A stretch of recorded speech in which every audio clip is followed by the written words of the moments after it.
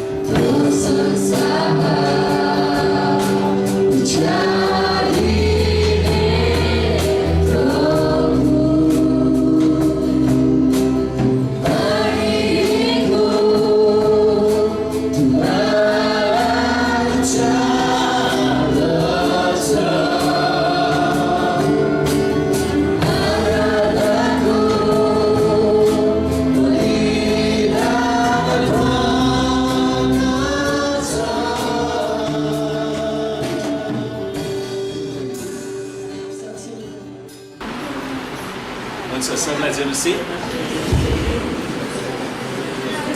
तपाईहरु पनि अब स्वर वादन गर्नुहोस्।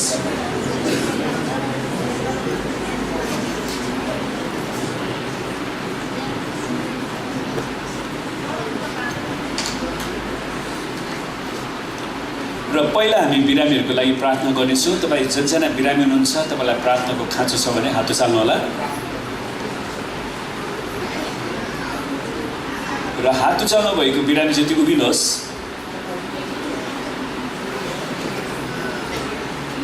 सुन्नुहोस्, हामीहरू येशू ख्रीष्टको कुराको चोटमा निको भएका छौँ। आमेन। र यसलाई तपाईँले दाबी गर्नुहोस् तपाईँको व्यक्तिगत रूपमा पनि र अनि अरूहरूले बिरामीतिर हात बढाउनुहोस् र तपाईँको जहाँ समस्या छ, जहाँ दुखेको छ त्यही हात राख्नु होला र आउनुहोस् हामी प्रार्थना गरौँ।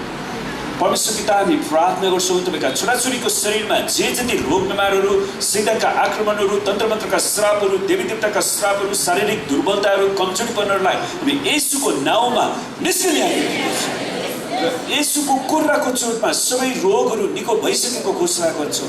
प्रभु तपाईँको जनहरूको छोराछोरीको शरीरमा प्रभु हामी तपाईँको रगत लगाउँदछौँ र तपाईँको चङ्गाइको घोषणा गर्दछौँ येशूको नाममा।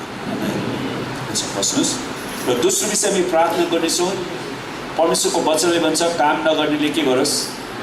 खान पनि नखाओस्। त्यसैले जतिजना काम गरिरहनु भएको छ तपाईँको अर्थतन्त्रमा परमेश्वरको आशिष चाहिन्छ, तपाईँको कारोबारको भोल्युमहरू बढेको चाहनुहुन्छ, तपाईँको तलबमा वृद्धि भएको चाहनुहुन्छ भने तपाईँ हात उचाल्नुहोस् र म तपाईँको लागि प्रार्थना गर्नेछु। तपाईँको जतिजनाको रुपियाँ पैसाहरू फसेको छ त्यो पनि उठ्न सकोस् भनेर म प्रार्थना गर्नेछु। आमेन। र सुन्नुहोस्, हामी अल्छे मान्छेको लागि चाहिँ प्रार्थना गर्दैनौँ, यो चाहिँ पक्का हो।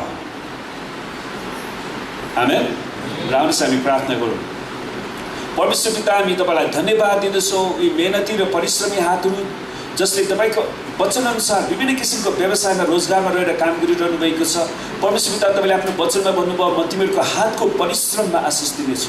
प्रभु, यसै कारण यी तपाईँका छोराछोरीको हातको परिश्रममा तपाईँले बेहिसा आशिष र उन्नति दिनुहोस् प्रभुजी। हरेकको आर्थिक कारोबारको भोल्युमलाई बढाइदिनुहोस् प्रभु, हरेकको तलबहरूमा वृद्धि गराइदिनुहोस् पिता। हामी प्रार्थना गर्छौँ जतिजनाको रुपियाँ पैसाहरू फसेको छ त्यसलाई हामी येशूको नाममा उठ्ने आज्ञा दिँदछौँ।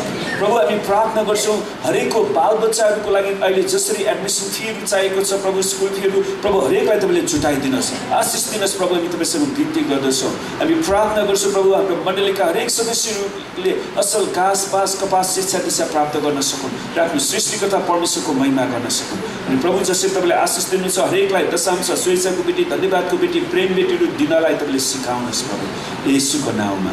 आमेन। हुन्छ, परमेश्वरलाई धन्यवाद होस्। र हामी अझै पुनरुत्थानकै हप्तामा छौँ। आमेन। अस्ति हामीले आइतबार चर्चमा त सेवा गर्न पाएनौँ, तर आज हामी हेर्नेछौँ resurrection the heart of Christian faith वा पुनरुत्थान क्रिस्चियन विश्वासको मुटु, त्यो शीर्षकमा आज हामी हेर्दैछौँ।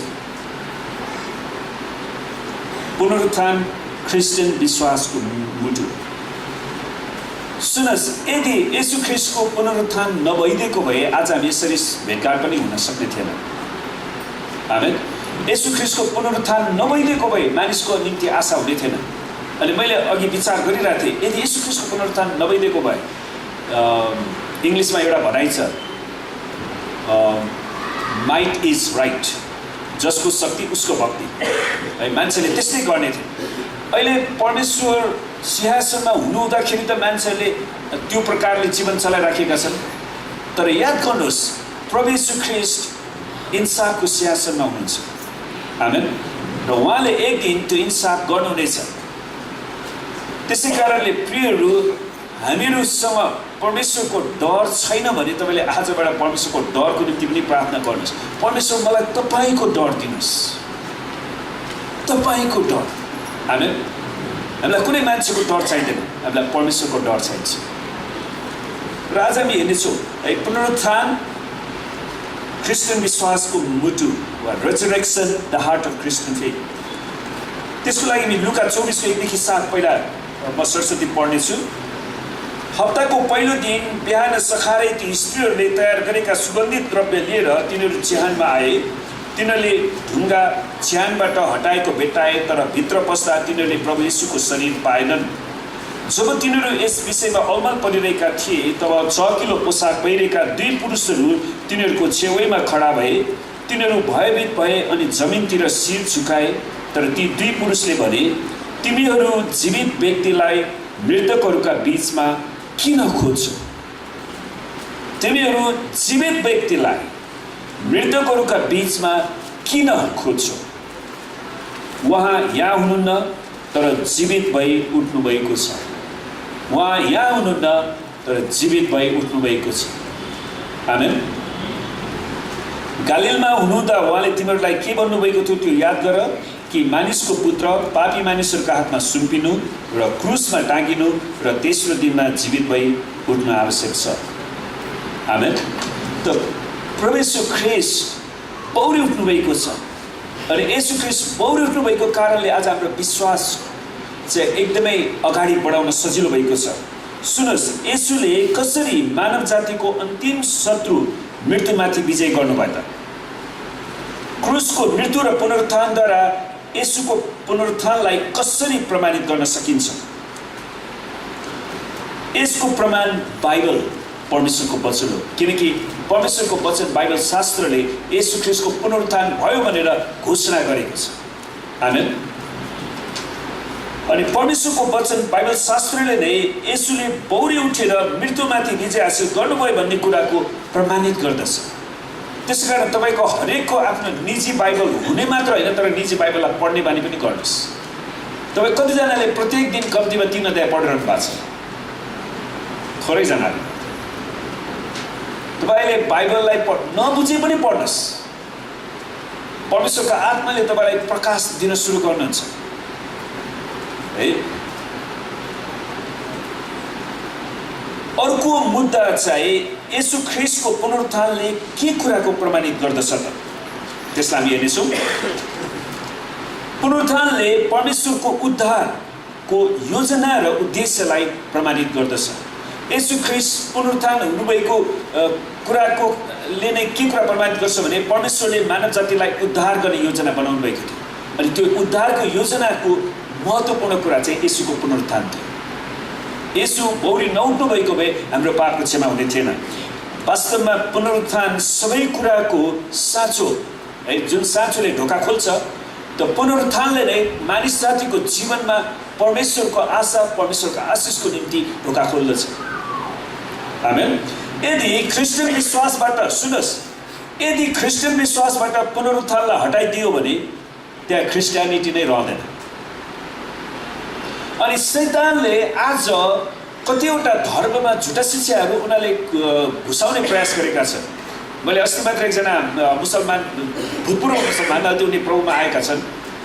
प्रभु यीशुले उसलाई दर्शन दिएर उनी क्रिस्चियन भए, त्यो भाइ।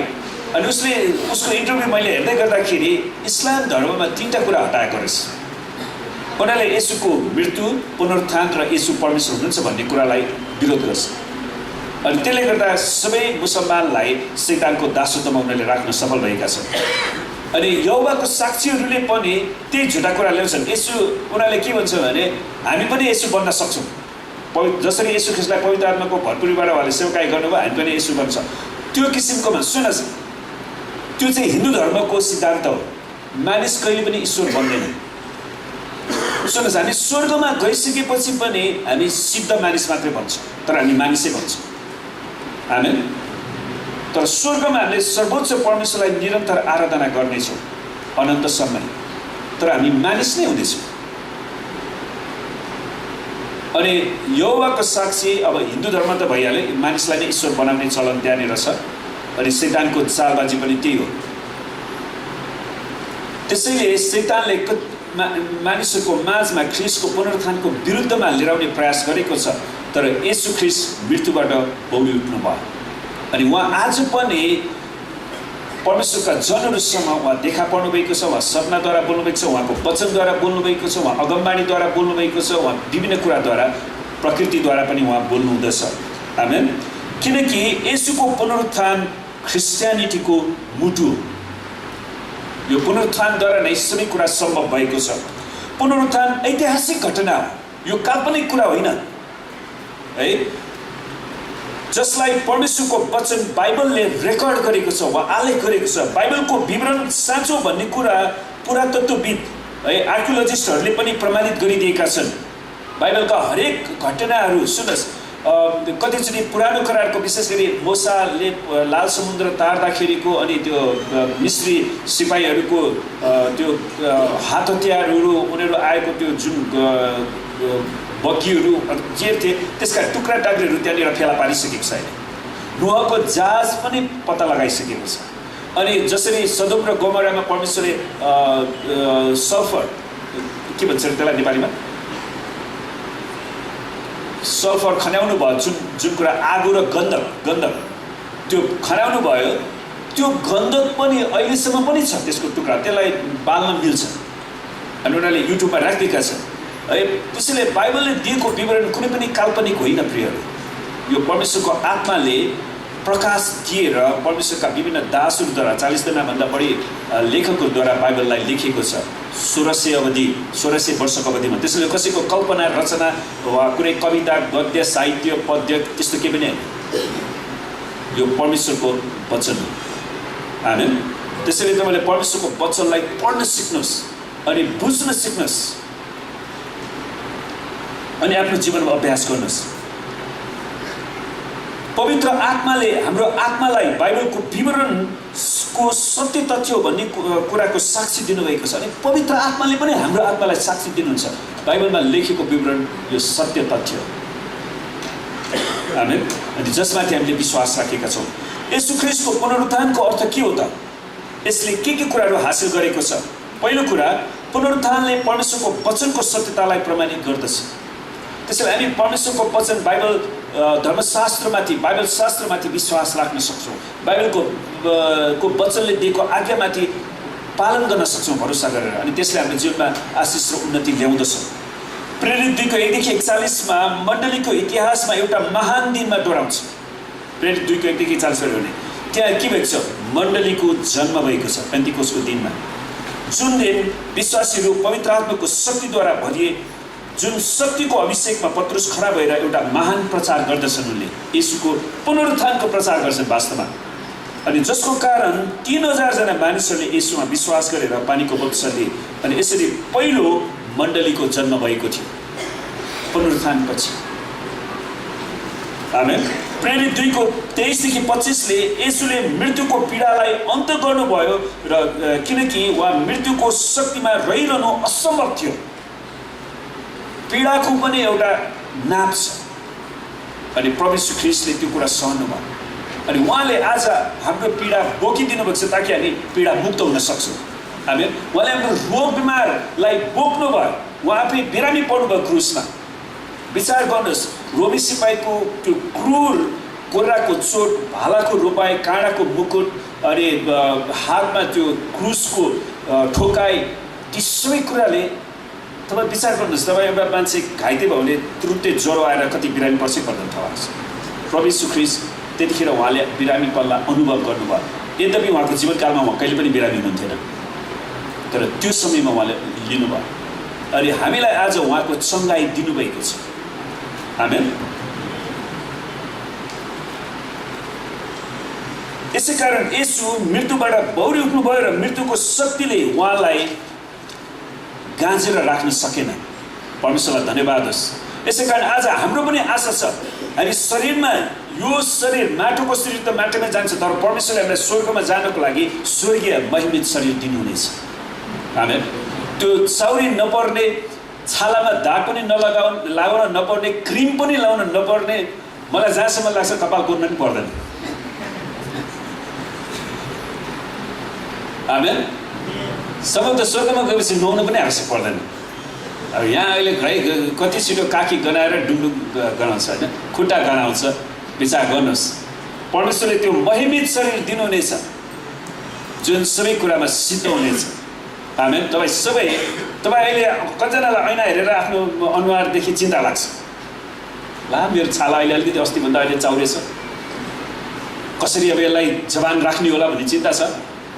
तपाईँ चिन्ता नगर्नुहोस्, स्वर्गमा परमेश्वरले तपाईँलाई एकदमै राम्रो छाला भएको शरीर दिनुहुनेछ। आमेन। एकदमै चाउरी नपर्ने। अनि दाउदले पनि अगमबाणी बोलेका छन्, विशेष गरी भजन सङ्ग्रह 16 को 8 देखि 10 मा उनले भन्छन्, मैले परमप्रभुलाई सधैँ मेरै सामुन्ने राखेको छु, परमप्रभुलाई मेरो सामने राखेको छु। यसो मतलब म परमप्रभुको मुहारलाई खोज्दछु, परमप्रभुको मुहारलाई। उहाँ मेरो दाहिने हाततर्फ हुनुहुन्छ, यसकारण म डग्ने छैन, यसकारण मेरो हृदय आनन्दित छ अनि मेरो जिब्रो हर्षित हुन्छ, मेरो शरीर पनि सुरक्षित रहन्छ, किनभने तपाईँले मेरो प्राणलाई चिहानमा छोड्नु हुने छैन, न त तपाईँले आफ्नो पवित्र जनको शरीरलाई कुन दिनुहुनेछ। सुनस्, दाउदले यो अगमबाणी बोलेका छन्, तर यो अगमबाणीले दाउदको आफ्नो जीवनमा यो अगमबाणी पुरा भएन अनि पुरा हुन सम्भव पनि छैन। अनि दाउदले आफ्नो शरीरको बारेमा लेखेका थिएनन्, किनकि दाउद त मरेर गए तर उनी बौरी उठेनन् अनि उनको चिहान यरुसलेममा छँदैछ है। तर यस खण्डले शारीरिक पुनरुत्थानको बारेमा बताउँछ, किनकि उहाँले आफ्नो पवित्र जनको शरीर कुन दिनुहुने छैन, त्यो सडेर जाने छैन। त्यसैले नसड्ने त्यो शरीर त येशूको मात्रै भयो, हामी किनकि उहाँ तेस्रो दिन बौरी उठ्नु भयो। पत्रुसले यस खण्डलाई स्पष्टसँग व्याख्या गर्छन् प्रेरित 2:29 मा, भाइ हो, हाम्रा पुर्खा दाउदको विषयमा म तपाईँहरूलाई निश्चयता साथ भन्न सक्छु कि उनी मरेर गाडिए। हेर्नुहोस्, पत्रुसले प्रचार गर्छन्, उनी त मरेर गाडिए अनि आजको दिनसम्म उनको चिहान छँदैछ। किनभने 2000 वर्ष अगाडि पत्रुसले यरुसलेममा प्रचार गर्दाखेरि दाउदको चिहान भनेर त त्यहाँ जैल पनि थियो अनि सबैले देखेका छन्। पत्रुसको भनाइ चाहिँ के हो भने यो दाउदले आफ्नै बारेमा लेखेका थिएनन्, यो त मसीहको बारेमा थियो। प्रेरित 2:30 देखि 32 मा, यसकारण एक अगमवक्ता भएको हुनाले उनले जान्दथे कि परमेश्वरले शपथ खानुभएको थियो कि उनकै सन्तानबाट उनको सिंहासनमा एकजनालाई परमेश्वरले बसाल्नु हुनेछ है, दाउदको सिंहासनमा। अनि अघिबाटै यो देखेर उनले ख्रीष्टको पुनरुत्थानको विषयमा भने कि उहाँ न पातालमा छोडिनु भयो, न त उहाँको शरीर नै कुह्यो। यिनै येशूलाई परमेश्वरले जीवित पार्नुभयो, यस कुराको हामी सबै साक्षी छौँ। पत्रुसले प्रचार गर्दाखेरि, किनकि पत्रुसले जीवित येशूलाई भेटेका थिए। अनि आज पनि परमेश्वरले कयौँ मानिसहरूलाई सपनाद्वारा उहाँले दर्शन दिनुभएको छ, उहाँ जीवित हुनुहुन्छ भनेर देखाउनु भएको छ। तपाईँले प्रार्थना गर्नुहोस् प्रभुसँग, प्रभु मलाई तपाईँको मुहार देखाउनुहोस्, तपाईँको महिमा देखाउनुहोस् भने तपाईँले प्रार्थना गर्नुहुने, प्रभुले तपाईँलाई देखाउनुहुन्छ उहाँ जीवित हुनुहुन्छ। यसको अर्थ पुरानो करारको भजन सङ्ग्रह 16ले मसीहको पुनरुत्थान हुन्छ भनेर अगमबाणी बोलेको, खास अघि हामीले पढेको कुरा। यसो ख्रीष्टको पुनरुत्थानले बाइबल सत्य हो भन्ने कुरालाई यसै कारण प्रमाणित गर्छ। पुनरुत्थानले के कुराको प्रमाणित गर्दछ त? परमेश्वरको वचनको सत्यतालाई। त्यसलाई हामी परमेश्वरको वचन बाइबल शास्त्रलाई विश्वास गर्न सक्छौँ। आमेन। त्यसैले यसलाई हामीले पढ्न आवश्यक छ, बुझ्न आवश्यक छ। प्रेरित पावलले पनि येशू ख्रीष्टको पुनरुत्थानबारे प्रचार गरेका छन्, किनकि यो क्रिस्चियन विश्वासको मुटु, पुनरुत्थान क्रिस्चियन विश्वासको महत्त्वपूर्ण मुटु। प्रेरित 13:29 देखि 31 सम्म उहाँको विषयमा लेखेका सबै कुरा तिनीहरूले पुरा गरेपछि तिनीहरूले उहाँलाई काठबाट झारेर चिहानमा राखे, तर परमेश्वरले उहाँलाई मृतकबाट जीवित पार्नुभयो। परमेश्वरले जीवित पार्नुभयो। आफूसँग गालिलीबाट यरुसलेम आउनेहरूका उहाँ धेरै दिनसम्म देखा परिरहनु भयो र उनीहरू अहिले जनतामा उहाँका साक्षी छँदैछ। त्यसैले कतिजना मान्छेहरू परमेश्वरलाई शरीरमा बौरी उठेको देखेका मानिसहरू पनि त्यहाँ इजरायलहरूको माझमा थिए। अनि यो सुसमाचार यहुदी पिता पुर्खाहरूलाई प्रचार गरिएको थियो। त्यही प्रतिज्ञाको सुसमाचार हामी तपाईँहरूका ल्याउँदछौँ। त्यसैले अर्थात् कसरी परमेश्वरले येशूलाई जीवित पारी उठाएर त्यो कुरा हामी तिनीहरूका सन्तानका निम्ति पुरा गरिदिनु भयो, जस्तो दोस्रो भजनमा पनि लेखिएको छ, तिमी मेरा प्रिय पुत्र हो, आजको दिन मैले तिमीलाई जन्माएको छु। सुनस्, यो जन्माएको भनेको मतलब उहाँको सुरुवात भनेको होइन, पृथ्वीमा उहाँ आउनुभएको दिनको कुरा हो। प्रेरित 13:32 देखि 33 मा उहाँले ख्रीष्टलाई कहिले नसड्ने गरी मृतकबाट जीवित पार्नुभएको विषयमा चाहिँ यसो भन्नुभएको छ, म तिमीहरूलाई दाउदलाई दिएको पवित्र र अटल आशीर्वाद दिनेछु।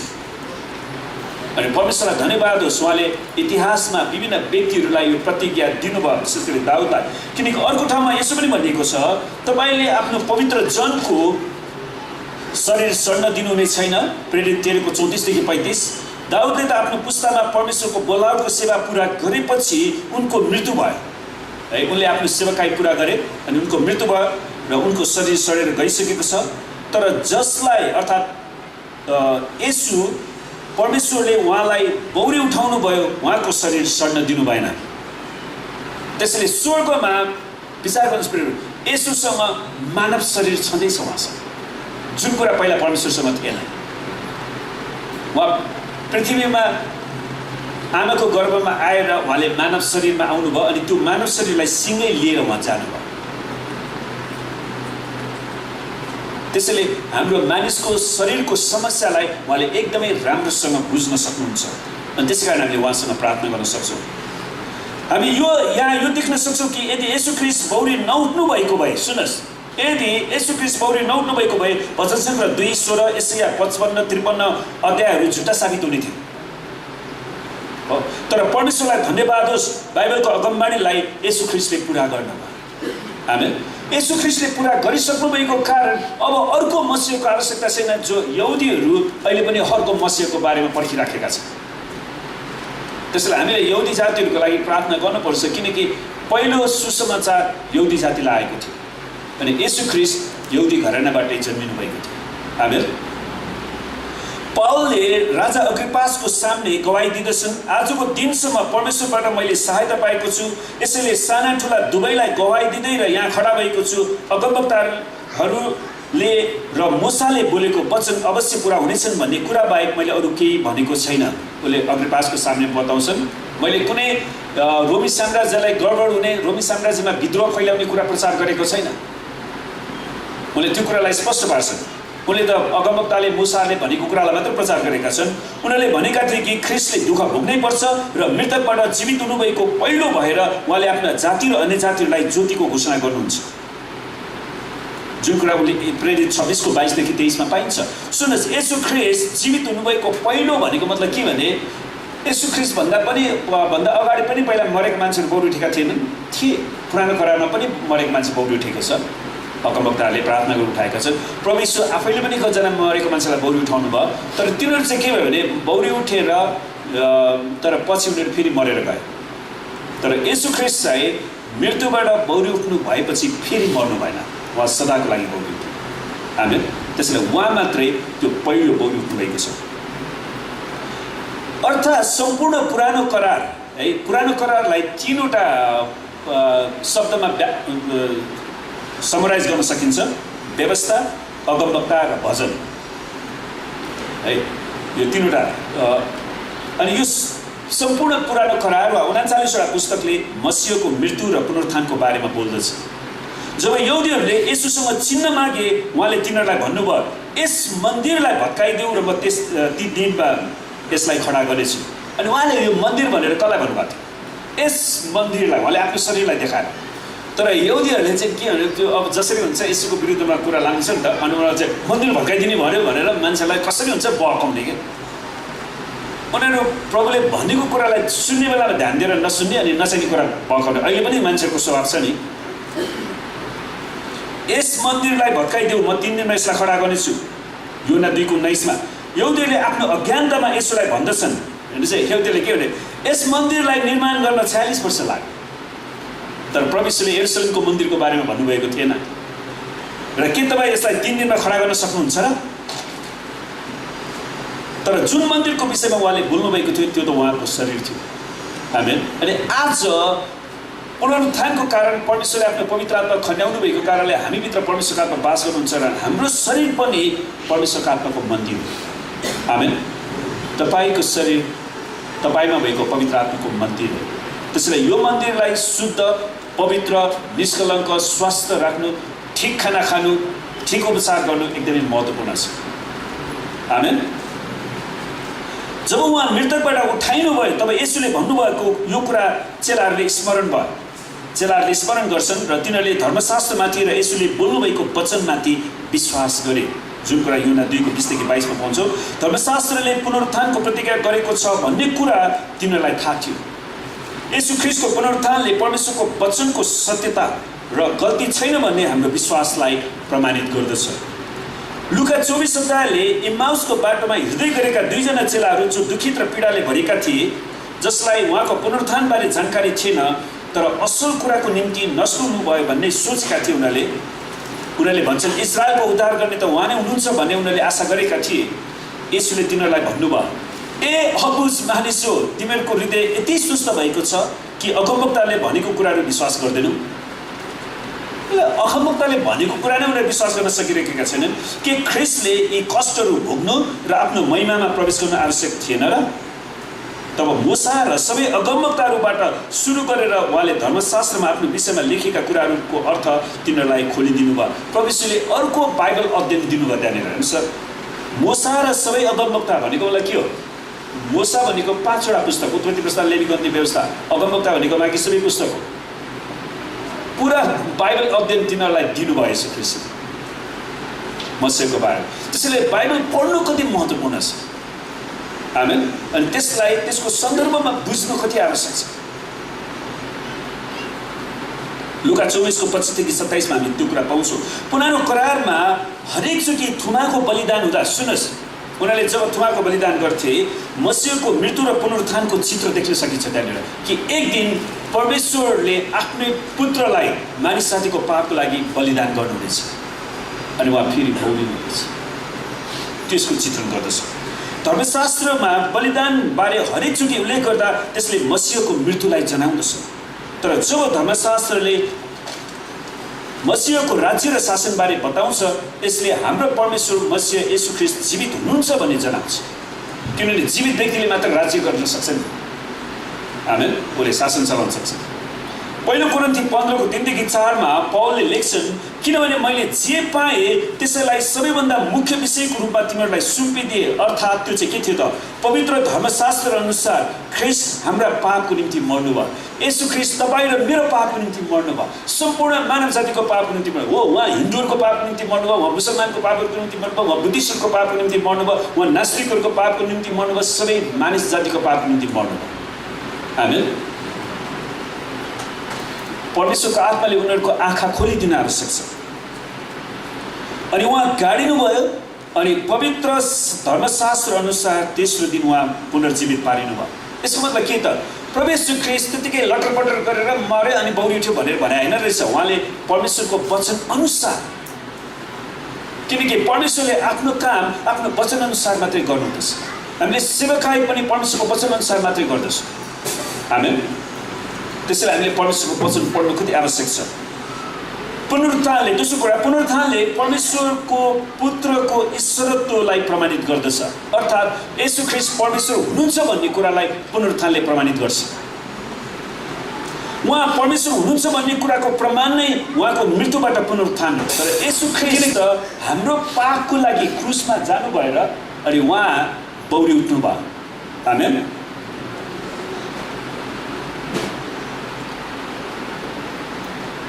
अनि उहाँ तेस्रो दिनमा पुनर्जीवित पारिनु भयो। पुनरुत्थानले परमेश्वरको ईश्वरत्वलाई प्रमाणित गर्ने कुरालाई हामीले निरन्तर हाम्रो हृदयमा राखिरहनुपर्छ। परमेश्वरलाई धन्यवाद होस्, हामीले जीवित परमेश्वरलाई विश्वास गरेका छौँ।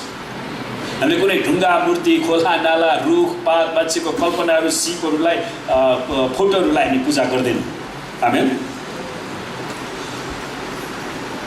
किनकि परमेश्वरले मात्र जीवन दिन सक्नुहुँदछ, परमेश्वरले मात्र मृत्युमाथि विजय हासिल गर्नुहुन्छ। आमेन। नयाँ करारमा धेरै व्यक्तिहरू येशू ख्रिस्ट नै परमेश्वर हुनुहुन्छ भन्ने कुराको उनीहरूले साक्षी दिएका छन् है। हुतात्माहरूले पनि येशू ख्रिस्ट परमेश्वर हुनुहुन्छ भन्ने कुराको घोषणा गरेका छन्। याद गर्नुहोस्, मर्कुस 5:6-7 अनि जब त्यसले येशूलाई टाढैबाट देखियो तब दौडेर आएर उहाँलाई दण्डवत गरेर भन्यो अनि ठुलो स्वरले चिच्चाएर त्यसले भन्छ, हे सर्वोच्च परमेश्वरको पुत्र येशू, तपाईँको मसँग के सरोकार? हुतात्माले भन्यो। हुतात्माले येशू परमेश्वरको पुत्र हुनुहुन्छ भन्ने कुरालाई चिन्दछ।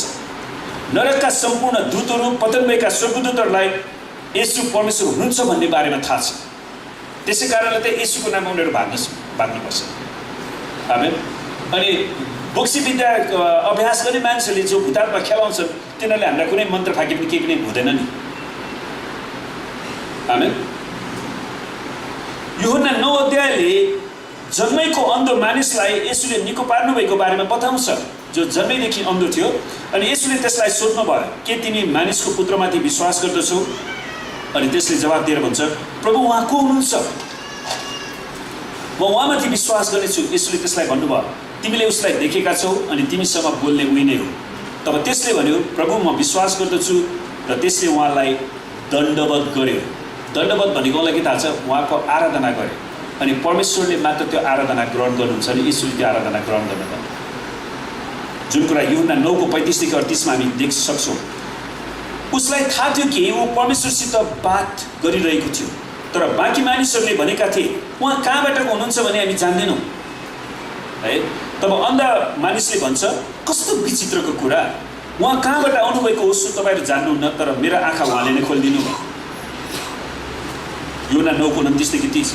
चेलाले पनि यसु परमेश्वरको पुत्र हुनुहुन्छ भनी गवाई दिएका छन्।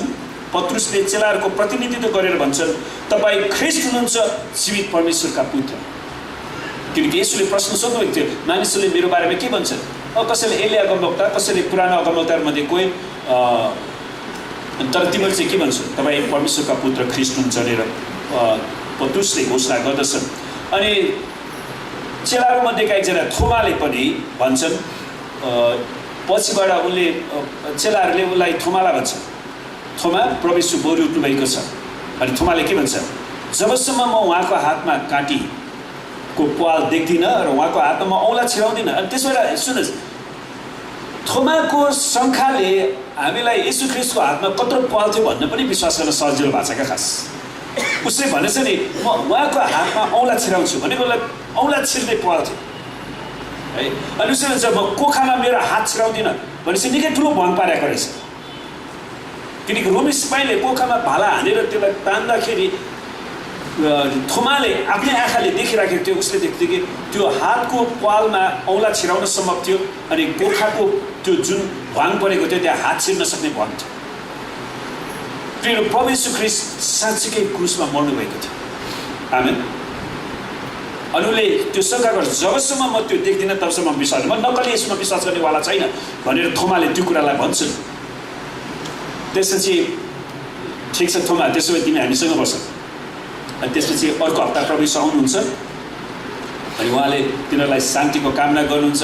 अनि त्यसपछि उहाँले सोझै थोमालाई हुन्छ, थोमा यहाँ हो, मेरो हात हेर, मेरो कोखा पनि हेर, तिम्रो हात हालिहाल, तिम्रो औँला हेरेर यहाँ छेलाएर भने उहाँले आफ्नो पाल परेको हात र त्यो अहिले पनि प्रिय, यदि प्रभु यीशुले तपाईँलाई दर्शन दिनुभयो भने तपाईँ उहाँको हातमा पाल देख्न सक्नुहुन्छ, यो देख्न सक्नुहुन्छ। यदि त्यस्तो छैन भने त्यो यीशु नै होइन क्या। आमेन। त्यहाँबाट हामी छुट्याउन सक्छौँ, किनकि शैतानले पनि स्वर्गदूतको भेषमा मानिसहरूलाई फसाउन सक्छ।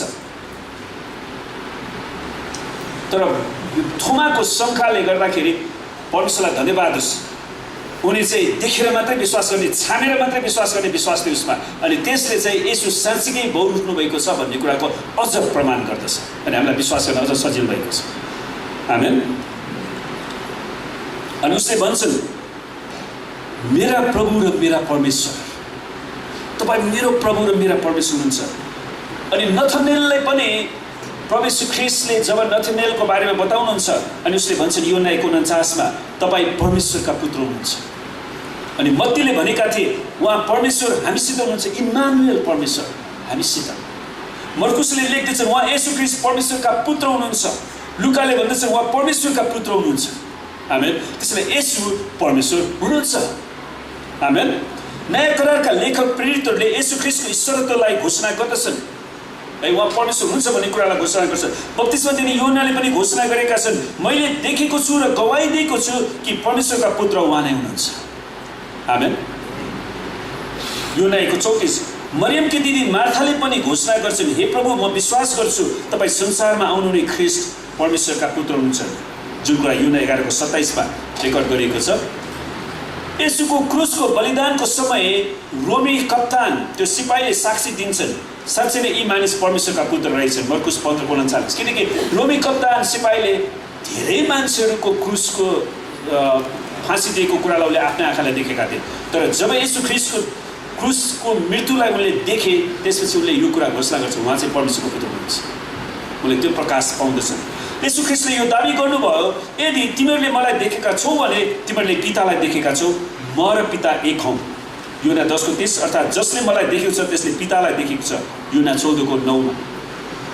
रोमी 1:1 भन्छ परमेश्वरको सुसमाचार बारे रोमी 1:1 परिचय दिन्छ, जुन सुसमाचार उहाँले अघिबाटै आफ्नो अगमवक्ताद्वारा पवित्र धर्मशास्त्रमा प्रतिज्ञा गर्नुभएको थियो। यो सुसमाचार परमेश्वरको पुत्रको विषयमा हो, जो मरेकाहरूबाट पुनरुत्थान भएर पवित्रताको आत्मा अनुसार शक्तिमा परमेश्वरको पुत्र ठहरिनु भयो।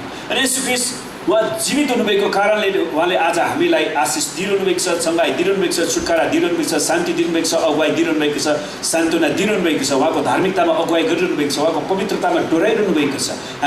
हामी आपद पर्दाखेरि हामी उहाँसँग पुकारा गर्न सक्छौँ। आमेन। किनकि उहाँ जीवित हुनुहुन्छ, उहाँ पुनरुत्थान हुनुभएको परमेश्वर हुनुहुन्छ। परमेश्वर पिताले स्वर्गबाट भन्नुभयो, यिनी मेरा प्रिय पुत्र हुन्, उहाँको वचन सुन, उहाँको वचन सुन, येशू ख्रीष्टको वचन सुन। परमेश्वर पिताले भन्नु लुका 9:35 मा, यो परमेश्वर पिताबाट दिएको कडा आज्ञा हो। हामीले परमेश्वरको वचन सुन्नुपर्छ। आमेन। त्यसैले तपाईँले बाइबल पढ्न सिक्नुपर्छ, किनकि बाइबल परमेश्वरको वचन। आमेन। यो परमेश्वर पिताबाट दिएको कडा आज्ञा हो। त्योभन्दा पनि अझ कडा चाहिँ परमेश्वरले उहाँलाई मृत्युबाट बौरी उठाउनु भयो। उहाँ परमेश्वरको पुत्र हुनुहुन्छ भने उहाँलाई परमेश्वरको पुत्र मृत्युको अधीनमा बस्ने कुरा आएन नि त हो। यदि उहाँलाई मृत्युले गाँचेको भए त हामी जस्तै हुने थियो, तर उहाँ मृत्युमाथि विजय पाउनुभएको कारणले उहाँ परमेश्वरको पुत्र हुनुहुन्छ भन्ने कुरालाई अझ प्रमाणित गर्दछ। आमेन। अर्थात् परमेश्वरले भन्न खोज्नुभएको कुरा चाहिँ के हो भने, यिनी मेरा प्रिय पुत्र हुन् र उहाँलाई मृत्युबाट बौरी उठाएर येशू मेरो पुत्र हुनुहुन्छ भन्ने कुरा मैले प्रमाणित गरेको छु। त्यसै कारण निश्चय रूपमा हरेकले उहाँको वचन सुनुन्। आमेन। रोमी 1:4 परमेश्वरले दिनुभएको साक्षीलाई बताउँछ अनि उहाँ सर्वोच्च साक्षी हुनुहुन्छ। परमेश्वर आफै साक्षी हुन्छ। प्रेरित 13:30 भन्छ परमेश्वरले उहाँलाई मृत्युबाट बौरी उठाउनु भयो। सुन, सिङ्गो बाइबल येशू ख्रीष्टको पुनरुत्थानको बारेमा त्यसले प्रचार गरेको छ, रेकर्ड गरेको छ। येशूको ईश्वरत्वको साक्षी दिन परमेश्वरले नै येशूलाई बौरी उठाउनु भयो। रोमी 6:4 भन्छ पिताको महिमाद्वारा ख्रीष्ट मरेकाहरूबाट जीवित पारिनु भयो। एफएसी 19 भन्छ त्यो शक्ति उहाँको महान सामर्थ्यको काम नै हो, जो उहाँले ख्रीष्टमा पुरा गर्नुभयो। जब उहाँले ख्रीष्टलाई मरेकाहरूबाट जीवित पार्नुभयो अनि स्वर्गीय स्थानहरूमा आफ्नै दाहिने बाहुलीपट्टि उहाँले बसाल्नुभयो। स्वर्गीय स्थानहरूमा परमेश्वर पिताको दाहिने बाहुलीपट्टि प्रभु येशू ख्रीष्ट हुनुहुन्छ। आमेन। त्यसैकारण उहाँले स्वर्गको सबै आशिष तपाईँको जीवनमा खन्याउन सक्नुहुन्छ यदि हामीले उहाँलाई प्रार्थना गऱ्यौँ भने। फेरि पनि परमेश्वरले येशूको ईश्वरत्वको साक्षी दिन ख्रीष्टलाई बौरी उठाउनु भयो। उहाँको पुनरुत्थानमा उहाँ दुवै प्रभु र ख्रीष्ट हुनुहुन्छ। उहाँ प्रभु पनि हुनुहुन्छ, उहाँले प्रभुत्व गर्नुहुन्छ। उहाँ ख्रीष्ट, उहाँ चुनिएको मसीह, चुनिएको व्यक्ति उहाँ हुनुहुन्छ। प्रेरित 2:36 मा पत्रुसको व्याख्या अनुसार पुनरुत्थानले येशू ख्रीष्टलाई प्रभु र ख्रीष्ट बनाएको छ। जसलाई तपाईँले क्रुसमा काटी ठोक्नुभयो, परमेश्वरले उहाँलाई प्रभु र ख्रीष्ट बनाउनु भयो। आमेन। पुनरुत्थानले येशू ख्रीष्ट संसारमा पापीहरूलाई बचाउन आउनुभयो भन्ने कुराको प्रमाणित गर्छ, साथै उहाँ परमेश्वर हुनुहुन्छ भन्ने कुराको पनि प्रमाणित गर्दछ। रोमी 4:25 येशूको पुनरुत्थानले परमेश्वरको मुक्ति पुरा भएको छ भन्ने कुरालाई प्रमाणित गर्छ। अब हामीले मुक्ति खोज्नलाई, मुक्ति प्राप्त गर्नलाई अरू उपायहरू गर्नु पर्दैन। अब धूप वेदी, अक्षता, नैवेद्य, धर्म कर्म गर्दै वा दान दक्षिणा दिँदै विभिन्न तीर्थस्थलहरू धाउनु पर्दैन, किनकि येशू ख्रीष्टले हाम्रो मुक्तिलाई पुरा गर्नुभएको छ। उहाँ हाम्रा अपराधहरूको निम्ति मारिनुभयो र हामीलाई धर्मी तुल्याउनलाई जीवित पारिनु। धर्मी भनेको के त? परमेश्वरको सामने ठिक ठहराउनु वा righteous, right standing before God. परमेश्वरको सामने ठिक ठहराउनु। परमेश्वर पिताको सामनेमा उहाँले हामीलाई लिएर भन्नुहुन्छ, परमेश्वर पिता यो मानिसले मेरो रगतलाई, मेरो बलिदानलाई स्वीकार गरेको छ, यो मानिसमा मेरो रगत छ, त्यसैले यो धर्मी हो, यसलाई हामी हाम्रो सन्तानको रूपमा ग्रहण गर्न सक्छौँ। आमेन। सुन्नुहोस्, हामीलाई धर्मी तुल्याउनको निम्ति परमेश्वरले येशूलाई मृत्युबाट बौरी उठाउनु नै पर्दछ। उहाँको नाउँ येशू राखिनेछ किनकि उहाँले आफ्ना मानिसहरूलाई तिनीहरूको पापबाट बचाउनुहुन्छ। उहाँको नाउँ येशू राखिनुको कारण नै आफ्ना मानिसहरूलाई तिनीहरूको पापबाट बचाउनु। यही कुरा परमेश्वरले चाहनुभएको थियो। उहाँको बलिदानको मृत्युले नै परमेश्वरको मुक्तिको योजनालाई पूर्णता दिएको छ। येशू ख्रीष्टको क्रुसको बलिदानले परमेश्वरको पवित्र नामलाई सन्तुष्ट पार्दछ। उहाँ बौरी उठाउनुभयो ताकि हामी पापको शक्ति बिना नै बाँच्न सकौँ। आमेन। हामीले पापको दासत्वमा पर्नु पर्दैन, साथै हाम्रो पापको क्षमा हुन सकोस्। येशूलाई बौरी उठाएर परमेश्वरले भन्नुहुँदछ, म यो बलिदानलाई ग्रहण गर्दछु। येशू ख्रीष्टले सुन्नुहोस्, येशू ख्रीष्ट क्रुसबाट बौरी उठ्नु भएको कारणले येशू ख्रीष्टको क्रुसको बलिदानलाई परमेश्वर पिताले ग्रहण गर्नुभयो भन्ने कुरालाई जनाउँछ। आमेन। मानिसहरूले बलिदान त चढाउँछन्, तर त्यो ग्रहण योग्य नहुन पनि सक्छ। तर येशूको बलिदानलाई उहाँले ग्रहण गर्नुभयो भन्ने कुराको प्रमाण त के हो? उहाँ बौरी उठाउनु भयो। अब अर्को बलिदानको आवश्यकता नै पर्दैन। परमेश्वरलाई धन्यवाद होस्। अब हामी सेतो कुखुरा, कालो कुखुरा, रातो बोका खोज्न जानु परेन। आमेन। रोमी 4:25 अनुसार हामीलाई धर्मी बनाउनुको अर्थ हामीलाई अनन्त जीवन दिनु है। हामीले अनन्त जीवन प्राप्त गर्ने कुरा येशूको पुनरुत्थानमा निर्भर पर्दछ। यदि येशूको पुनरुत्थान नभइदिएको भए हामीले अनन्त जीवन प्राप्त गर्न सक्ने थिएनौँ। येशूको मृत्यु र पुनरुत्थानले नै हामीलाई अनन्त जीवन दिएको छ। यूहन्ना 11:25 भन्छ, पुनरुत्थान र जीवन म नै हुँ, मलाई विश्वास गर्ने मर्यो भने पनि बाँच्नेछ। त्यसै कारण हामी क्रिस्चियनहरू मर्दाखेरि शारीरिक रूपमा दुःख भए तापनि आत्मिक रूपमा हामी उहाँलाई एक दिन भेट्नेछौँ स्वर्गमा। आमेन। त्यसैले हामी एकदमै विलाप गरेर छाती पिटेर बौलाएर हिँड्नु पर्दैन, आशै नहुने मानिस जस्तो।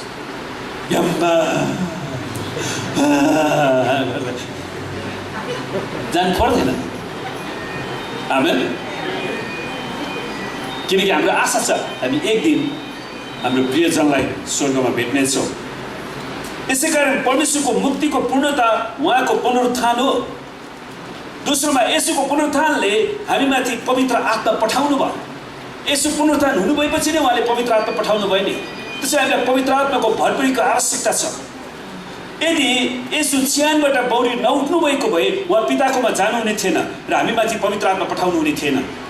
किनकि उहाँले भन्नुभयो उहाँ पिताकोमा नगइकन उहाँले पवित्र आत्मा पठाउन सक्नुहुने थिएन।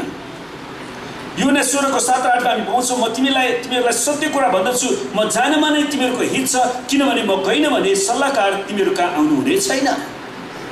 तर गएँ भने म उहाँलाई तिमीहरू कहाँ पठाइदिनेछु। अनि जब उहाँ आउनुहुनेछ उहाँले संसारलाई पाप, धार्मिकता र न्यायको विषयमा दोषी ठहराउनुहुनेछ। त्यसैले पवित्र आत्माले नै दोषी ठहराउनुहुन्छ।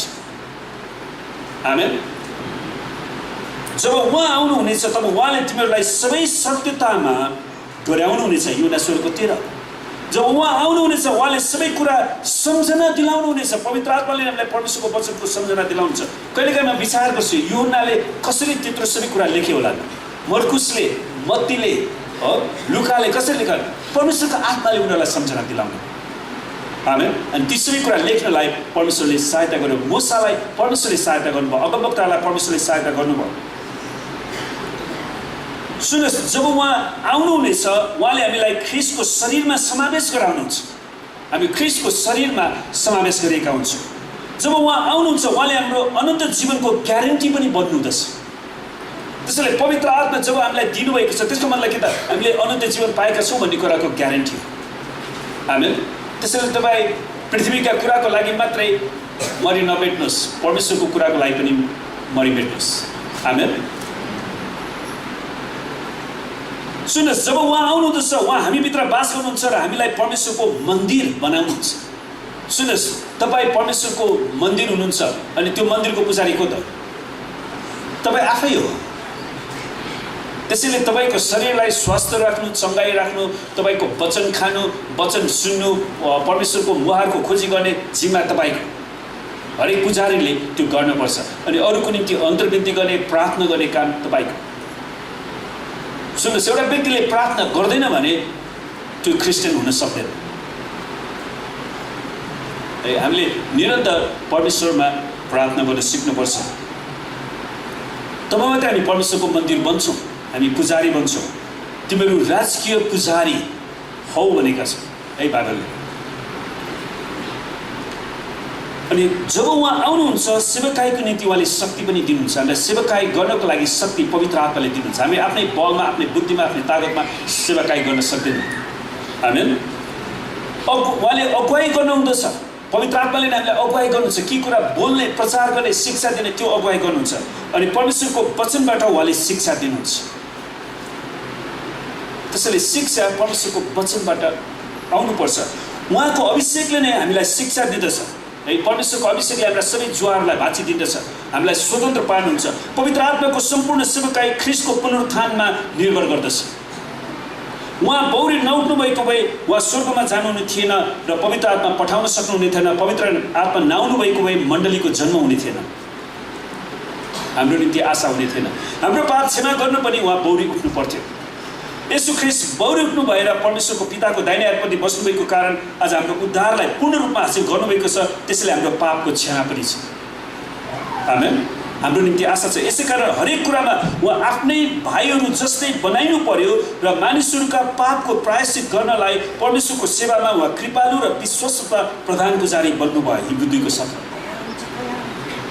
चौथोमा परमेश्वरको पिताको दाहिने हातमा बसेर हाम्रो निम्ति अन्तर्विन्ती गर्न पनि उहाँ बौरी उठ्नै पर्दथ्यो है। उहाँको पुनरुत्थान र अन्तर्विन्तीको सेवकाईबाट अलगिन सक्दैन। उहाँको पुनरुत्थान र अन्तर्विन्तीको सेवकाई चाहिँ त्यो अलगिन सक्दैन, किनकि उहाँ आफैले कष्ट भोग्नुभयो र परीक्षित हुनुभयो। यसैले परीक्षामा पर्नेहरूलाई उहाँले सहायता गर्न सक्नुहुन्छ। उहाँले परीक्षामा पर्नेहरूलाई सहायता गर्न सक्नुहुन्छ। हिब्रू 2 को 18। यो हुनाले लेख्छन्, कुनै मानिसले पाप गर्यो भने पनि पितासँग हाम्रो पक्षमा बोलिदिनु हुने एकजना हुनुहुन्छ, वा एडभोकेट, वकिल, अर्थात् धार्मिक येशू ख्रीष्ट। 1 यूहन्ना 1 को 2। हिब्रू 4 को 5 देखि 6 र 7 को 24 र 25ले हाम्रो निम्ति एकजना कृपालु र विश्वासयोग्य प्रधान पुजारी हुनुहुन्छ, जो हामी जस्तै उहाँ सबै कुरामा परिचित हुनुभयो र पनि पाप रहित हुनुहुन्थ्यो। उहाँले कहिले पाप गर्नु भएन र उहाँ हामीहरूका निम्ति मध्यस्थताको प्रार्थना चढाउन सदैव जीवित रहनुहुन्छ। सुन्नुहोस्, प्रभु येशू ख्रीष्टको अहिलेको प्रमुख सेवकाई के हो? अन्तर्विन्तीको सेवकाई। प्रिय, तपाईँ कतिजनाले प्रार्थना गर्नु त्यो चाहिँ त्यही प्रार्थना गर्ने त तपाईँ भन्ठान्नुहुन्छ, कतिजनालाई भनेर पठाउनुहुन्छ। त्यसको मतलब तपाईँमा शैतानको आत्मा छ। सो त जसले प्रार्थनाको विरुद्धमा बोल्छ उसलाई शैतानले उकासिरहेछ क्या, किनकि शैतान प्रार्थनादेखि डराउँछ। आमेन। त्यसैले तपाईँले प्रार्थना गर्ने समय पाउनु भएन वा तपाईँ आउन सक्नु भएन भने जाने मान्छेलाई त नरोक्नुहोस्, नभड्काउनुहोस्। आमेन। मेरो निम्ति पनि प्रार्थना गरिदिनुहोस् त भन्न सक्नुहुन्थ्यो नि। तपाईँले मेरो निम्ति प्रार्थना गरिदिनुहोस्, किनकि म जाँदै यसपालि मैले दुबईमा त्यो एउटा प्रार्थना गर्ने कोठा छ क्या त्यहाँ मुसलमानको, त्यहाँ गएर प्रार्थना गर्ने विचार गरेको छु। अनि प्रार्थना गर्नलाई प्रभुले मलाई सहायता गरून्। आमेन। हेरौँ दुबईको निम्ति परमेश्वरको आशिष माग्न सकौँ र त्यहाँको मान्छेले परमेश्वरलाई चिन्न सकौँ। मुसलमानहरूले उहाँ जहिले पनि परमेश्वर पिताको दाहिने हातपट्टि हुनुहुन्छ। परमेश्वर पिताको दाहिने हातपट्टि हुनुहुन्छ येशू ख्रीष्ट। अनि परमेश्वर पिता जसले सारा पृथ्वीलाई आफ्नो अधीनमा राख्नु भएको छ। आमेन।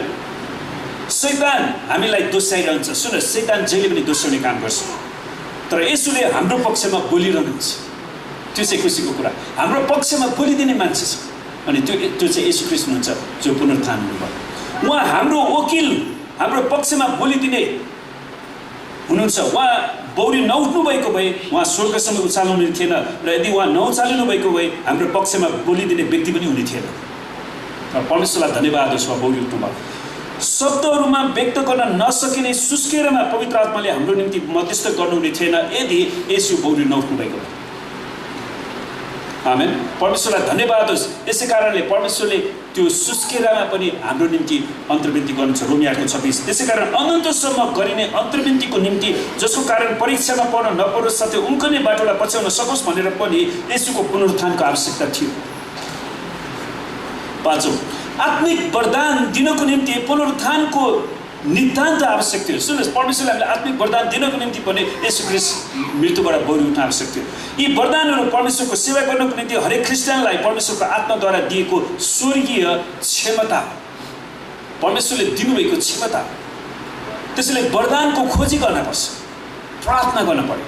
येशू उच्चमा चढी जाँदा मानिसहरूलाई वरदानहरू दिनुभयो, अनि उहाँको वरदानहरू चाहिँ के हो त? यिनै थिए कि कोही प्रेरित, अगमवक्ता, प्रचारक, मण्डलीका पास्टरहरू र कोही शिक्षकहरू बनुन्, कि ख्रीष्टको शरीर निर्माण होस् र सेवाको काम गर्न सन्तहरू सुसज्जित हुन्। त्यसैले परमेश्वरले दिनुभएको वरदानको मुख्य कारण चाहिँ के हो त? येशू ख्रीष्टको शरीरलाई निर्माण गरे, भत्काउने। यदि कसैले येशू ख्रीष्टको शरीरलाई फुटाउने, भत्काउने, बिगार्ने, नष्ट पार्ने, द्वन्द्व पार्ने काम गर्छ भने ऊ शैतानबाट। त्यसैले शैतानको प्रेरितलाई हामी मण्डलीभित्र छिर्न दिनु हुँदैन।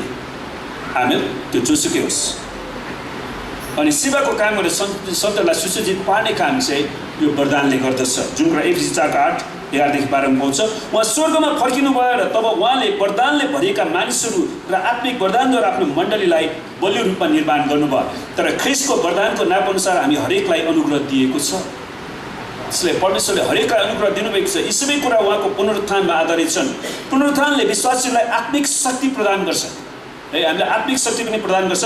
यसले मत्ती 28:18 भन्नुहुन्छ, स्वर्ग र पृथ्वीमा सबै अधिकार शक्ति मलाई दिएको छ। परमेश्वरलाई धन्यवाद होस्, स्वर्ग र पृथ्वीमा सबै अधिकार येशू ख्रीष्टलाई दिएको छ। आमेन। त्यसैले कुनै पनि नेपालको मान्छेहरूले हामीलाई नेपालको कुना काप्चामा पूर्व मेचीदेखि पश्चिम महाकालसम्म हिमालदेखि तराईसम्म जानलाई रोक्न सक्दैन। हामी ख्रीष्टको वचन लिएर जान सक्छौँ। तर हामी नेपालीहरू चाहिँ जानु पर्यो क्या। हामी किन विदेशी लिएर जाने? आमेन। हामीसँग नेपाली नागरिकता छ। हामी नेपालको नागरिक हौँ र नेपाली जातिलाई परमेश्वरको राज्यमा सुसमाचार प्रचार गर्ने हक हामीसँग छ, किनकि नेपालमाथिको अधिकार येशू ख्रीष्टसँग छ। स्वर्ग र पृथ्वीमा सबै अधिकार येशू ख्रीष्टलाई दिएको छ। त्यसैले नेपाललाई सुसमाचार प्रचार गर्ने जिम्मा विदेशीलाई नदिउँ प्रियहरू। हामी विदेशीको पछि लाग्नु पर्दैन, देउता नै जस्तो गरेर कोही मान्छेहरू है। केही विदेशी मान्छे अलिकति पैसा भयो कि किन गरेर हो तपाईँ मेरो देउता भनेर ढोक्जानु पर्दैन नि। परमेश्वरसँग ढोक्नुहोस्, किनकि अधिकार र शक्ति येशू ख्रीष्टलाई दिएको छ, कुनै विदेशीलाई दिएको छैन। आमेन।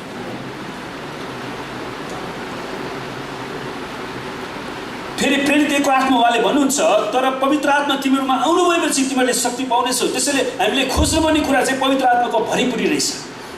पवित्र आत्माको अभिषेक, पवित्र आत्माको शक्ति, परमेश्वरको महिमा, आमेन, येशूको रगत हामीले निरन्तर खोजी गर्नुपर्छ। र तिमीहरू सुन्नुहोस्, पवित्र आत्मा आउनुपछि तिमीहरूले शक्ति पाउनेछौ। के को शक्ति? यरुशलेम, यहुदिया, सामरिया र पृथ्वीको अन्तिम छेउसम्म येशूको साक्षी बन्ने शक्ति उहाँले दिनुहुन्छ।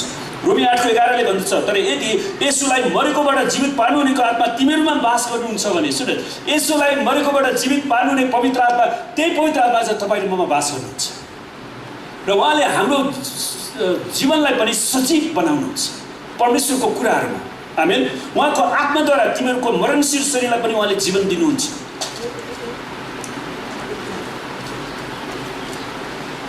आज निश्चित है यसलाई उहाँको पुनरुत्थानले हामीलाई आशिषको नयाँ स्थान दिँदछ। पुनरुत्थानले गर्दाखेरि एफिसी 1:3 हाम्रा प्रभु येशू ख्रीष्टका परमेश्वर र पिताको प्रशंसा होस्, जसले हामीलाई स्वर्गीय स्थानहरूमा हरेक आत्मिक आशिषले ख्रीष्टमा आशीर्वाद दिनुभएको छ। प्रियहरू, त्यो आशिष चाहिँ खोज्नुहोस् न। आमेन। किन विदेशीको पछि दौडिनुपर्छ? किन कोरियनको पछि दौडिनुपर्छ? किन विदेशीलाई देउता बनाउनुपर्छ? परमेश्वरले स्वर्गीय स्थानमा बसाल्नु भएको त्यो आशिषको चाहिँ प्रियहरू हामीले खोजी गर्नु पर्यो। त्यसैले हामीले त्यसको लागि घुँडा टेक्नु पर्यो, प्रार्थना गर्नु पर्यो। यो चाहिँ ख्रीष्ट येशूमा हामीप्रति उहाँको दयामा आफ्नो अनुग्रहको असीम सम्पत्ति आउँदा युगको रूपमा देखाउनलाई, जुन कुरा एफिसी 2:7 लेख्छ, पुनरुत्थानले परमेश्वरको मण्डलीको स्थापना प्रमाणित गर्दछ। प्रभु येशू बहुरिख्नु भएको कारणले नै मण्डली पनि स्थापना भएको छ। आमेन। मत्ती 16:18 प्रभुले भन्नुभयो, म मेरो मण्डली यस चट्टानमाथि, त्यो भने उहाँले आफैलाई यस चट्टानमाथि स्थापना गर्नेछु र नरकका ढोकाहरू त्यसमाथि विजय हुने छैन। यहुदीहरूले नरकका ढोका भनेर के भन्दा बुझ्दो रहेछ भने नरकको ढोकाले मृत्युलाई जनाउँछ। त्यसले मृत्युको शक्तिले, शैतानको शक्तिले मण्डलीमाथि विजय हासिल गर्न सक्दैन। आमेन। अर्को शब्दमा प्रभुले भन्नुभयो, म मेरो मण्डली निर्माण गर्दैछु। म मेरो मण्डली निर्माण गर्छु। त्यसैले परमेश्वरले मण्डली कसरी निर्माण गर्नुहुन्छ? उहाँले नै आफ्नो मण्डलीमा आफ्नो अगुवाजनहरू खडा गर्नुहुन्छ। फसलका प्रशस्त छ, खेतालाहरू भन्ने कवि छन्। यसकारण फसलका प्रभुसित आफ्नो खेतमा खेतालाहरू पठाइदिउँ भने बिन्ती गर। त्यसैले यो मण्डलीमा कतिजना अगुवा उठाउने मेरो काम होइन, त्यो काम प्रभुको। आमेन। त्यसैले कतिजना मान्छेलाई शैतानले बहकाइरहेछ, म यस मण्डलीमा 10 जना अगुवा खडा गर्छु, 20 जना खडा गर्छु, म गर्छु। येशू ख्रीष्टले आफै गर्नुहुन्छ। आमेन। जो मान्छेले येशूको खोजी गर्छ त्यो मान्छेलाई परमेश्वरले उठाउनुहुन्छ, उहाँले पठाउनु पनि हुन्छ। अनि मृत्युले त्यसलाई रोक्न सक्ने छैन र र किनभने प्रभु यीशु मर्नुहुनेछ अनि उहाँ बौरिनु पनि हुन्छ। मेरो मण्डली निर्माण गर्न मृत्युले मलाई रोक्ने छैन, प्रभुले त्यही भन्न खोज्नु भयो। एफिसीको 20ले भन्छ जो उहाँले ख्रिस्टमा पुरा गर्नुभयो, जब उहाँले ख्रिस्टलाई मरेकाबाट जीवित पार्नुभयो अनि स्वर्गीय स्थानहरूमा आफ्नै दाहिने बाहुलीपट्टि बसाल्नुभयो, सबै शासन र अधिकार शक्ति र राज्यमाथि र यस युगका मात्र होइन तर आउने युगमा पनि जति नआउँछन् ती सबैमाथि उहाँलाई येशू ख्रिस्टलाई राख्नुभयो। उहाँ आउँदो संसारको र यो संसार र आउँदो संसार सबैको न्यायकर्ता, सबैको परमेश्वर येशू ख्रिस्ट हुनुहुन्छ। त्यसले प्रियहरू, हामीले सकेसम्म छिटोभन्दा छिटो हाम्रो जीवनको सम्पूर्ण अस्तित्व येशूलाई सुम्पौँ। आमेन। र परमेश्वरले सबै कुरा उहाँको पाउमुनि राखिदिनु भयो। हालेलुया। सबै कुरा येशूको पाउमुनि छ प्रियहरू। र मण्डलीका निम्ति उहाँलाई नै सबै कुराको शिर बनाउनु भयो। त्यसले प्रियहरू, मण्डलीको शिर मण्डलीको पास्टर होइन, मण्डलीको कोही केही पनि होइन, मण्डलीको कमिटी मण्डलीको शिर होइन, मण्डलीको शिर प्रभु येशू हुनुहुन्छ। त्यसैले मण्डलीका सबै कमिटी सहकर्मीहरूले हामी सबै सहकर्मी हौँ है, ख्रिस्ट येशूको वचनको डरमा ख्रिस्टको मण्डलीलाई बढाउने, प्रचार गर्ने, फैलाउने काम हामीले गर्नुपर्छ। आमेन। हामीले कसैले कसैलाई एकभन्दा ठुलो भएर त्यस्तो गर्न आवश्यक छैन। सिनामङ्गलमा एउटा मान्छे छ क्या, उसलाई खास नमस्कार चाहिएको रहेछ क्या त्यो मान्छे। मैले अस्तिबाट मात्रै थाहा भयो, त्यो सबैबाट नमस्कार खोज्दो रहेछ। त्यो पहिलाको जमाना छैन, कसैले उसँग पैसा माग्नु परेको छैन, किन नमस्कार गर्नु? त्यसैले मण्डलीमा पनि त्यही आत्मा लिएर आइरहेको हुन्छ क्या, मलाई मान्नुपर्छ होइन। मण्डलीको शिर प्रभु येशू हुनुहुन्छ। हामीहरू त केवल दाजुभाइ दिदीबहिनीहरू मात्र, हामी उहाँका सँगसँगै काम गर्ने सहकर्मी मात्र। र जुन मण्डली उहाँको शरीर, उहाँको पूर्णता हो र उहाँलाई नै सबै थोक परिपूर्ण पार्नुहुन्छ। जब उहाँ बौरिनु भयो, उहाँले आफ्नो सिंहासन लिनुभयो। सुन्नुहोस्, येशू ख्रिस्ट सिंहासनमा हुनुहुन्छ, उहाँ मण्डलीको शिर बन्नुभयो। यसै कारण पुनरुत्थान नभइदिएको भए त्यहाँ मण्डली हुने थिएन। अर्को शब्दमा आफ्नो शरीर बिना मसीह आफैले पुनरुत्थान प्राप्त गर्नुहुने थिएन। शरीर बिनाको टाउको मात्रै त हुँदैन नि। आमेन। त मण्डलीमा कतिजना व्यक्तिहरू जादुगर सिमोन जस्तै परमेश्वरको शक्तिलाई पैसाद्वारा किन्न चाहन्छन् है। यस्ता व्यक्तिहरूले ख्रिस्टको मण्डलीको बदनाम गर्दछन् र पुनरुत्थानले आउनेवाला परमेश्वरको न्यायलाई प्रमाणित गर्दछ। सुन्नुहोस्, योना 5:22ले भन्छ पिताले कसैको न्याय गर्नु न, तर सबै न्याय गर्ने काम पुत्रलाई दिनुभएको छ। येशू ख्रिस्ट प्रधान न्यायाधीश हुनुहुन्छ अनि उसलाई न्यायको फैसला दिने अधिकार दिनुभएको छ, किनभने ऊ मानिसको पुत्र हो र जस्तो म सुन्छु त्यस्तै म गर्छु भनेर प्रभु येशूले भन्नुहुन्छ। र हामी अन्तिम हेर्छौँ, अब त्यो चिन्ता नगर्नु। पुनरुत्थानले अनन्त स्वर्गको निश्चयता प्रदान गर्दछ। प्रभु येशू ख्रिस्ट बौरिनु भएको कारणले हामीले अनन्त स्वर्ग पनि प्राप्त गर्छौँ। आमेन। म पढिदिन्छु यूहन्ना 14:1-4मा, तिमीहरूको हृदय व्याकुल नहोस्, तिमीहरू परमेश्वरमाथि विश्वास गर्छौ, ममाथि पनि विश्वास गर। मेरा पिताको घरमा बस्ने ठाउँहरू धेरै छन्, त्यसो नभए म तिमीहरूलाई भन्ने थिएँ र कि तिमीहरूका निम्ति ठाउँ तयार पार्न म गइरहेछु।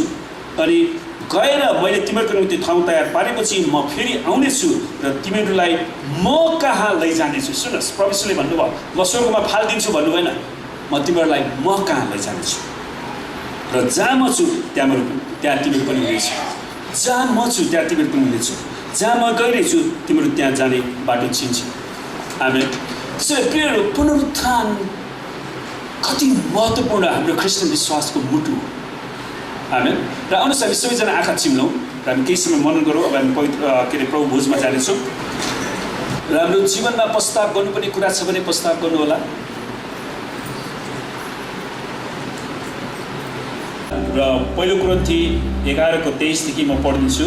किनकि प्रभुबाट मैले जे पाएँ सो तिमीहरूलाई सुम्पिदिएँ, अर्थात् जुन रातमा पक्राउ पर्नुभयो त्यो रात प्रभु येशूले रोटी लिनुभयो र धन्यवाद दिनुभएपछि उहाँले त्यो भाँच्नुभयो र भन्नुभयो यो तिमीहरूका निम्ति मेरो शरीर हो, यो मेरो सम्झनाको निम्ति गर। यसै गरी खाएपछि उहाँले कचौरा लिएर यसो भन्नुभयो यो कचौरा मेरो रगतमा भएको नयाँ करार हो, जहिले जहिले तिमीहरू यो पिउँछौ मेरो सम्झनामा यो अक्सर गर। किनभने जहिले जहिले तिमीहरू यो रोटी खान्छौ र यो कचौराबाट पिउँछौ उहाँ नआउन्जेल तिमीहरू प्रभुको मृत्युको घोषणा गर्दछौ। यसकारण जसले अयोग्य रीतिले प्रभुको रोटी खान्छ कि प्रभुको कचौराबाट पिउँछ त्यो मानिस प्रभुको शरीर र रगतलाई अपवित्र तुल्याएकोमा दोषी ठहरिनेछ। हरेक मानिसले आफूलाई जाँचोस् अनि मात्र त्यसले रोटी खाओस् र कचौराबाट पियोस्। किनकि प्रभुको शरीरलाई नचिनिकन जसले खान्छ र पिउँछ त्यसले त्यो खाएको र पिएको कारणले आफूमाथि दण्ड ल्याउनेछ। यसै कारण तिमीहरूमध्ये धेरैजना दुर्बल र रोगी छौ र कतिजना चाहिँ मरिसकेका छन्। पौलले एउटा महत्त्वपूर्ण प्रभु भोजको बारेमा शिक्षा दिन्छन्। 2000 वर्ष अगाडि प्रभु भोजलाई हेलचक्राइ गरेर जथाभावी खाएको कारणले उनीहरूले परमेश्वरको आशिष पाउनु सट्टा उनीहरू मर्नु पनि पर्यो। त्यसैले प्रियहरू हामीले आफूले आफूलाई जाँच्नुपर्छ। अनि पौलले लेख्छन् किनकि प्रभुबाट मैले जे पाएछु तिमीहरूलाई सुम्पिदिए, अर्थात् जुन रात उहाँ पक्राउ पर्नुभयो त्यो रात प्रभु यीशुले रोटी लिनुभयो। हो, त्यो रात प्रभु यीशुले के गर्नुभयो? रोटी। यो रोटी भनेको मासु हो। अझ त क्रिस्चियनलाई गाईको मासु खानु भएन दोस्याउँदा, किनभने धेरै नेपालीहरू अरबमा गएर गाईको मासु खाएर आएछ है। त्यसैले दोस्याउँदैन, तर पहिला पहिला दोस्याउँथे। तर रोटी भनेको रोटी हो, पिठोको रोटी। आमेन। र उहाँले धन्यवाद दिनुभएपछि रोटी भाँच्नु भयो है। प्रभु येशूले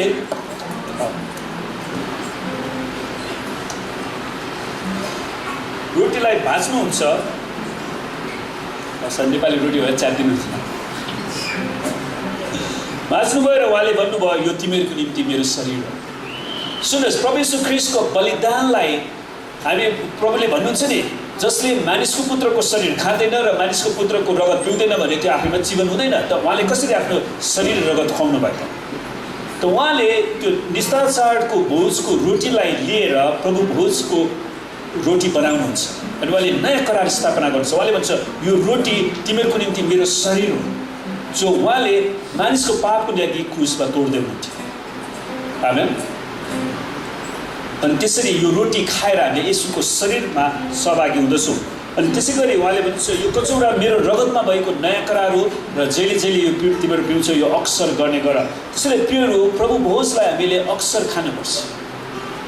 अनि कुनै कुनै मण्डलीमा चाहिँ दिनदिनै हप्तैपछि खाने पनि गरेका छन्। अब कतिजनाले 2 हप्तामा एकचोटि, कतिजनाले महिनामा एकचोटि, कसैले वर्षमा एकचोटि गर्छन्। तर अक्सर शब्दले हप्तैपछि गर्नुपर्छ जस्तो लाग्दैन, तर गर्नुभयो भने हामीलाई समस्या छैन। तर हामी महिनामा एकचोटि चाहिँ गर्छौँ। आमेन।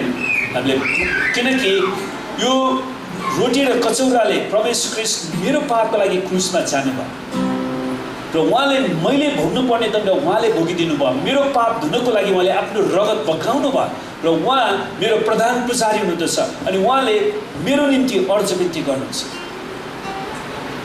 अनि सुन्नुहोस्, परमेश्वरले मानिसले बनाएको, मानिसले उत्पादन गरेको यो कुरालाई उहाँले यो चिन्हको रूपमा लिनु भयो है।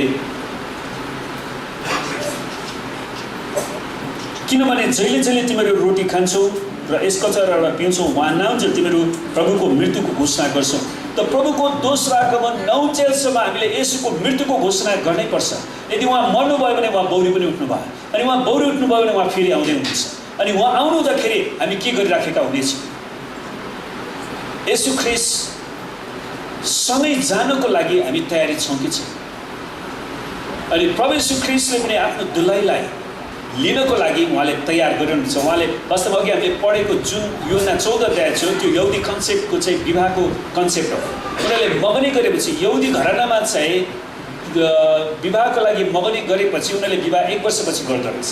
अनि त्यो 1 वर्षको अवधिमा दुलाले आफ्नो दुलहीलाई घर भित्राउनको लागि उसले छुट्टै घर बनाउनु पर्दो रहेछ। त्यो कोठा तयार गरिसकेपछि अनि उसले आफ्नो दुलहीको लागि सौगातहरू सुन चाँदीहरू लिएर ऊ चाहिँ आउँदछ। अनि प्रभुले त्यो भाषामा भन्नुभएको छ। अनि प्रभु येशू ख्रीष्टले तपाईँ र मेरो निम्ति स्वर्गमा घर तयार पारिरहनु भएको छ र उहाँले सबै कुरा समयको अन्तमा सबै कुरा पुरा भएपछि उहाँ आउनुहुन्छ। तर उहाँ आउनु हुँदाखेरि उहाँसँग जान हामी तयार हुने भइराखेका हुन्छौँ कि हुँदैन? कि हामी सांसारिक कुराहरू गरेर अनावश्यक राजनीति गरेर गलत कुरामा फसिराखेका हुँदैछौँ? त्यसैले हामी जहिले पनि होसियार गर्नुपर्छ। यसकारण जसले अयोग्य रीतिले प्रभुको रोटी खान्छ कि प्रभुको कचौराबाट पिउँछ त्यो मानिस प्रभुको शरीर र रगतलाई अपवित्र तुल्याएकोमा दोषी ठहर्नेछ। सुन्नुहोस्, हामीले प्रभुको शरीर र रगतलाई अपवित्र तुल्याउनु हुँदैन। त्यसलाई हामी पश्चाताप गर्न आवश्यक छ। अहिले पनि प्रभुसँग तपाईँले क्षमा माग्नुपर्ने कुराहरू क्षमा माग्नुहोस्, मिलाउनु पर्ने कुराहरू मिलाउनुहोस्। अनि यहाँनिर प्रभुलाई नचिनिकन भनेकोलाई के त? जसले पानीको व्यवस्था लिएको छैन उसले प्रभु भोजमा सहभागी हुन सक्दैन। है, तपाईँले पानीको व्यवस्था लिएपछि मात्रै तपाईँ प्रभुको भोजमा आउन सक्नुहुँदछ। हरेक मानिसले आफूलाई जाँचोस् अनि मात्र त्यसले रोटी खाओस् कचरा र पियोस्। र आउनुहोस् हामी सबै आँखा चिम्लौँ, आफूलाई हामी जाँचौँ। आमेन। र हामीले आफूलाई जाँच्दै गर्दाखेरि हाम्रो माझमा आजको यो प्रभु भोज सेवा गर्नलाई, यो प्रभु भोज बाँड्नको लागि हाम्रो भरत भाइ र रामकोस्ती भाइ अगाडि आइदिनु होला, दाजुभाइहरूबाट। अनि दिदीबहिनीहरूबाट हाम्रो दिपा नानु र रुमा बहिनी अगाडि आइदिनुहोस्।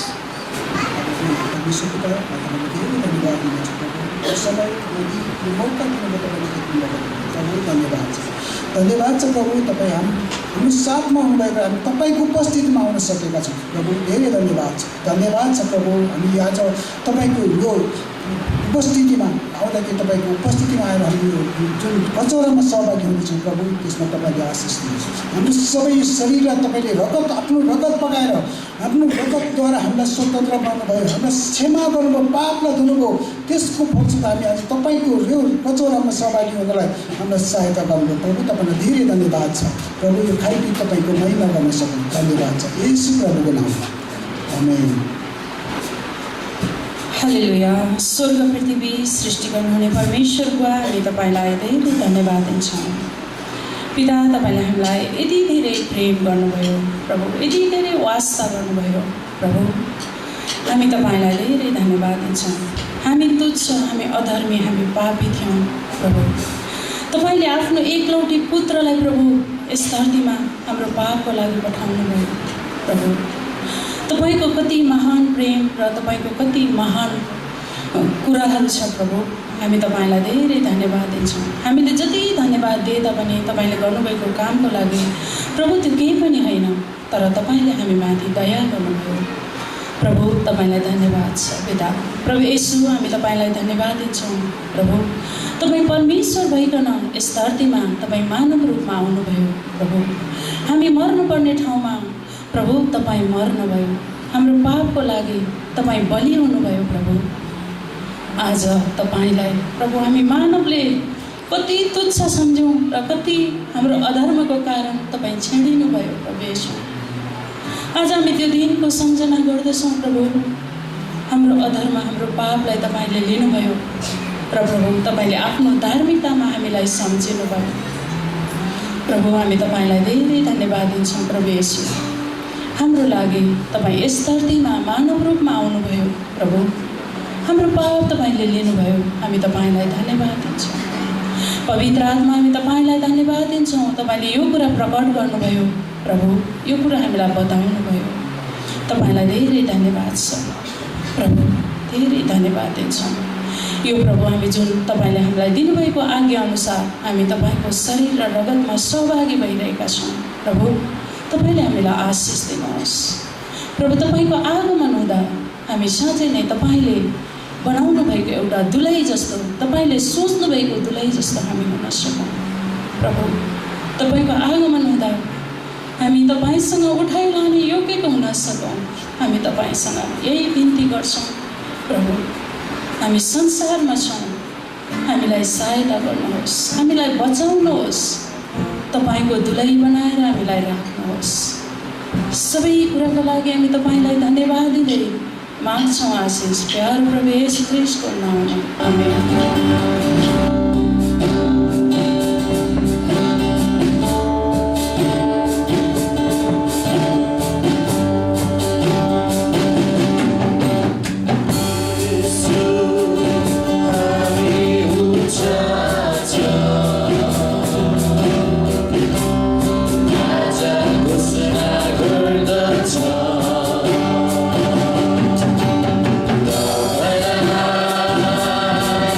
Brody.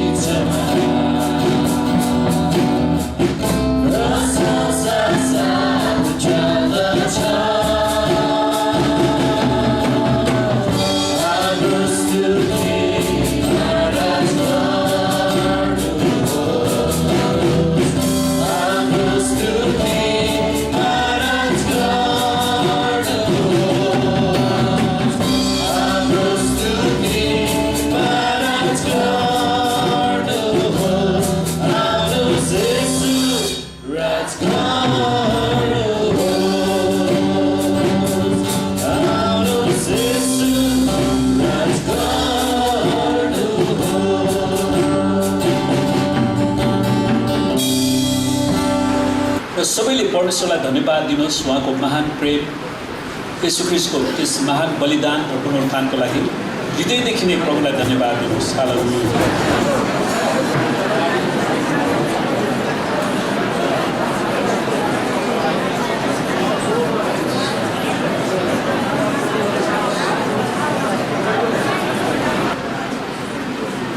परमेश्वर पिता, हामी तपाईँलाई धेरै धन्यवाद दिँदछौँ कि तपाईँले संसारलाई यस्तो प्रेम गर्नुभयो कि आफ्नो एकलौटे पुत्र येशू ख्रीष्टलाई हाम्रो पापको लागि क्रुसमा बलिदान हुनको लागि दिनुभयो।